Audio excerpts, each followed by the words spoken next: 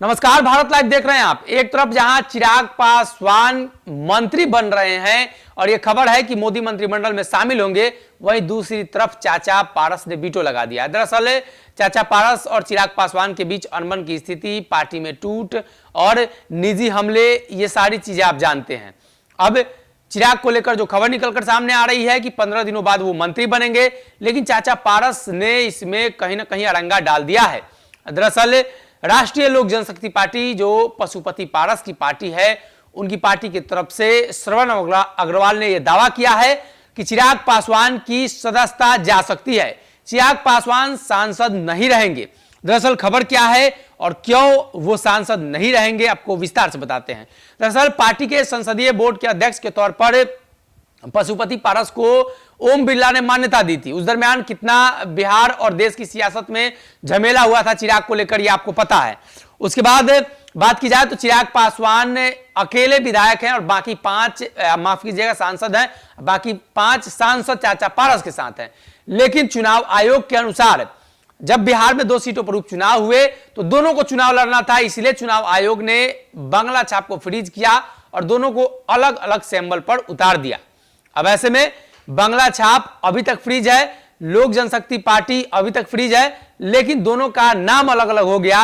तो ऐसे में यह पार्टी किसे दी जाएगी, इस पर अभी लड़ाई चल रही है। और ऐसे में खबर यह है कि अगर सदन के अंदर कोई बिल पर चर्चा होती है, किसी बिल पर चर्चा की जानी होती है और उसके पहले संसदीय बोर्ड का जो बैठक है, मीटिंग है, वो बुलाया जाता है और पशुपति पारस ने अगर उस मीटिंग को बुलाया जिसमें चिराग पासवान शामिल नहीं हुए, अगर व्हिप जारी करके मीटिंग को बुलाया गया, कई तरह के व्हिप होते हैं, 1 लाइन 2 लाइन 3 लाइन, तो इसमें चिराग पासवान के लिए काफी मुश्किलें हो सकती है।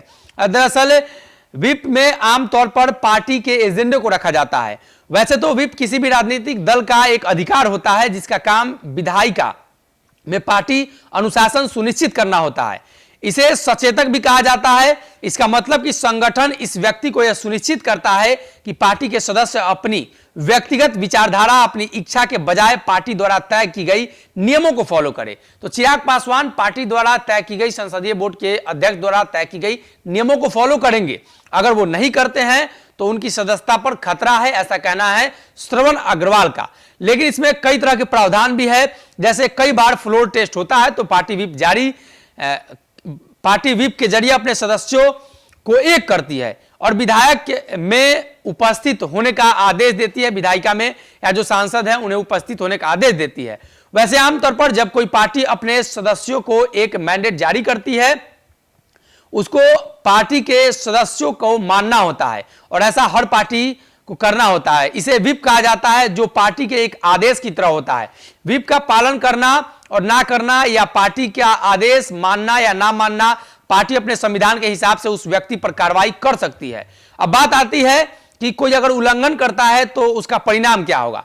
तो पार्टी अपने हिसाब से, कानून के हिसाब से कार्रवाई करती है। व्हिप उल्लंघन करने पर पार्टी से निकालने या अगली बार टिकट न देने का फैसला लिया जाता है। ऐसे में सांसद या विधायिका का सदस्य जो है वो बने रहेंगे, ये बातें हैं। लेकिन श्रवण अग्रवाल ने जो दावा किया है जिसमें चिराग पासवान की सदस्यता जा सकती है, वो भी एक बड़ा सवाल है किस हिसाब से उन्होंने दावा किया है। और अगर पशुपति पारस व्हिप जारी करते हैं तो चिराग के लिए वाकई मुश्किल होगी और चिराग के सामने बहुत बड़ा मुश्किल सामने आ जाएगा। कई बार आपने देखा होगा कि राज्यसभा चुनाव आदि के वक्त पार्टी की ओर से व्हिप जो जारी किया जाता है उसे इंडेक्स कंडक्ट रूल 1961 का सेक्शन 39A के अनुसार इस चुनाव में व्हिप पूरी तरीके से लागू नहीं होता है।